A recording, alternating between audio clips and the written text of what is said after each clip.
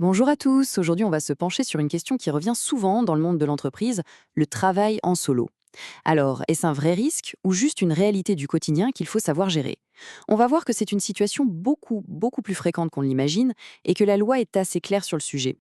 Alors, la grande question, est-ce qu'on a le droit d'être seul au travail? Eh bien, la réponse n'est pas aussi simple qu'un oui ou un non. En fait, la loi ne l'interdit pas de manière générale. Par contre, et c'est là que ça devient intéressant, elle pose des conditions vraiment très strictes dès qu'il y a un risque potentiel, même tout petit. Voilà, c'est là que tout se joue, dans la définition. Le mot-clé, ce n'est pas seul, mais bien isolé. Et qu'est-ce que ça veut dire être isolé au sens de la loi? C'est quand on se trouve dans une situation qui a un caractère dangereux et qu'on ne peut pas être secouru rapidement. C'est vraiment cette double condition qui fait toute la différence. Alors, concrètement, que dit la loi? C'est assez simple en fait. Tout tourne autour d'une obligation principale qui pèse sur les épaules de l'employeur, celle de protéger ses équipes. Et cet article du Code du travail, c'est vraiment le cœur du réacteur. Aucun salarié ne doit travailler isolément en un point où il ne pourrait être secouru à bref délai en cas d'accident. Les mots importants ici, c'est à bref délai. Ça veut dire que si quelque chose arrive, l'aide doit pouvoir arriver très vite. Et ça, c'est hyper important, surtout pour le travail de nuit, dans des endroits un peu paumés ou même quand l'entreprise est fermée. La rapidité des secours, c'est la seule chose qui compte. D'ailleurs, pour certaines tâches, il n'y a même pas de débat, c'est carrément interdit de bosser seul. Point. On parle de situations où le risque est juste trop élevé. Par exemple, travailler en hauteur sur une nacelle, faire des manœuvres avec des camions, toucher à du courant à haut voltage, bosser dans un espace confiné ou manipuler des outils particulièrement dangereux. Là, la loi est formelle, il n'y a pas de discussion possible.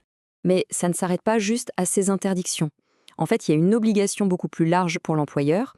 Il doit, c'est la loi, évaluer ce risque d'isolement pour chaque poste de travail. Et une fois que cette évaluation est faite, il est obligé de mettre en place tout ce qu'il faut pour protéger la santé et la sécurité de ses salariés. C'est une démarche proactive. Bon, on a tendance à penser que ça ne concerne que les métiers un peu extrêmes, non? Le technicien seul sur une éolienne, ce genre de choses. Eh bien, en réalité, pas du tout. On va voir que ça touche bien plus de monde qu'on l'imagine. Imaginez un chantier, ou même un grand atelier. Il y a peut-être du monde autour, mais le charpentier qui est sur le toit ou le soudeur au fond de l'atelier, lui, il est seul. S'il a un pépin avec sa machine, cet isolement, même s'il n'est dur que quelques minutes, peut faire qu'un petit incident devienne un accident très grave. Allez, un exemple auquel on ne pense pas forcément. Un salon de coiffure. Oui, oui, entre les ciseaux, les produits chimiques, les fers à lisser, le risque de se couper ou de se brûler, il existe. Si la personne est seule en début ou en fin de journée, qui va l'aider en cas de problème? C'est ça le travail isolé. Parlons aussi des plus jeunes, les apprentis et les stagiaires. C'est un cas un peu particulier. Oui, ils peuvent se retrouver seuls pour une tâche, mais attention, la responsabilité de l'employeur est décuplée. Il doit absolument s'assurer que tout est ultra sécurisé, que la mission est bien encadrée et qu'elle correspond à leur niveau. On ne les laisse pas seuls face à un risque. Et évidemment, comment ne pas parler du télétravail? C'est devenu une norme pour beaucoup d'entre nous. Eh bien, sachez-le, juridiquement, un salarié en télétravail est considéré comme un travailleur isolé. C'est aussi simple que ça. L'entreprise a donc exactement les mêmes obligations de protection, même si le salarié est chez lui. Ok, on a bien vu le problème, l'étendue de la situation et ce que dit la loi. Maintenant, la question c'est comment on fait, comment on garantit la sécurité, parce que, heureusement, il y a des solutions.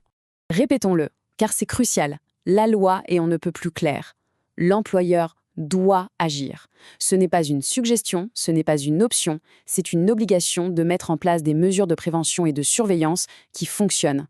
La bonne nouvelle, c'est que ce n'est pas une montagne insurmontable. Aujourd'hui, il existe des solutions technologiques qui sont conçues spécialement pour ça. On les appelle les dispositifs de protection du travailleur isolé ou PTI. C'est leur unique but. Et pour être concret, on peut regarder la gamme de Dati Plus par exemple. On y trouve tout un tas de solutions qui s'adaptent vraiment à chaque métier. Ça va de la montre connectée, qui est super discrète, au boîtier PTI plus robuste qu'on met à la ceinture, en passant par un porte-badge intelligent, une simple application sur smartphone, et même des chaussures de sécurité connectées. Il y a vraiment le choix. On arrive donc à la conclusion et elle est assez évidente. Il faut passer à l'action. La sécurité, ce n'est pas quelque chose qu'on gère après un problème. Il faut anticiper. Protéger ses équipes, c'est avant tout une question d'anticipation. Et pour y voir plus clair dans toutes ces options, le mieux, c'est de se faire conseiller. Des experts sont là pour ça. Ils peuvent t'aider à faire le point sur les risques précis de l'entreprise et à choisir la solution qui sera la plus efficace.